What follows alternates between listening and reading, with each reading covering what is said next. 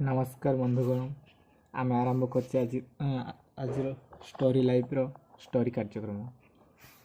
आज शुणा आम गोपाल भांड विषय गोपाल भांडर स्त्री जई डाकरा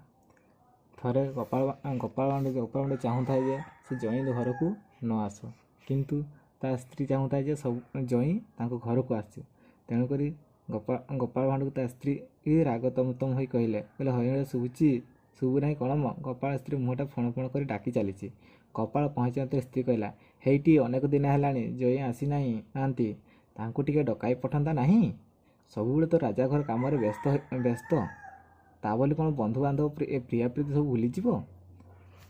से जहाँ भी होना कहीं काली जदि मो जई न आसते ताहले ए घर निया लगाई देवी कहूची बुझलटी घरणी तो एकजिदिया लोक ता कथा न मानिले चुली हांडी धर्म घट जहाँ खरच लगे पछे लागू जई को डकाइक पड़ो किंतु एमती थरटी चेंका देथि जे आ जई जमी केवे मन कर ससुर घर को आसवाई बाड़ी भांगो ना किंतु साप साप मर गोपाल एमती कथा चिंता कर जई को रखापी गला इे घरणी पूरा पूरी रेडी मांस बिरियानी मटन केते प्रकार खाद्य कर रखि थाए तार ठिकणा ना गोपाल एत परिश्रम कर केउदिन स्त्री हाथ एमती रंधा खाद्य खाई ना स्त्री एमती देखी गोपाल मुड़ घाई घाई किंतु चिंता कला चखेबा उपाय मन पड़ा तार गोटे लेंबू गचर अनेक गुड़िए लेंबू होइछि तेणु तार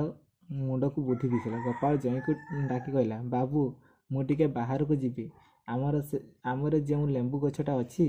से सब बहुत हिंसुक लोक लेंबू गुड़ा चोरी कर नहीं जाउछंती तुम आज संध्या टिके लेंबू गछ पाखे चुप्पी पशि चोर को धरी पारे टे मजा चखे दियंते अन्यान्य कथा मु बुझी जई ससुर को आदेश अमान्य करने लोक नुहति संध्या मत लेंबू गछ पाखे लुचि पशिले गोपाल कुआड़े न जाए संध्या बेले घर को फेरला एवं स्त्री कहला मत कहीं आंबिड़ा हाकुटी होउछि गोटाए लेंबू पानी सरबत ग्लास करदेलु गोपाल स्त्री लंठन धरी बाहरी जाऊए किंतु गोपाल किसी गोटाए आड़ देखाई लंठनटी स्त्री हाथ नहीं गला तेणु स्त्री अंधार लेंबू आने लेंबू छिड़ा उद्यम करते जई संगे संगे चोर बोली भावी शाशु को कुंडाई गड़ीगला स्त्री रड़ी छाड़ा जई भी न छड़ा बंधा सी किसी शुणा प्रस्तुत नुहे से तो चोर धरी